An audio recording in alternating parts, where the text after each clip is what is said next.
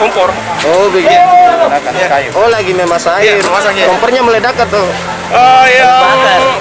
Yang sempat kami dapat informasi dari warga katanya kayu bakar.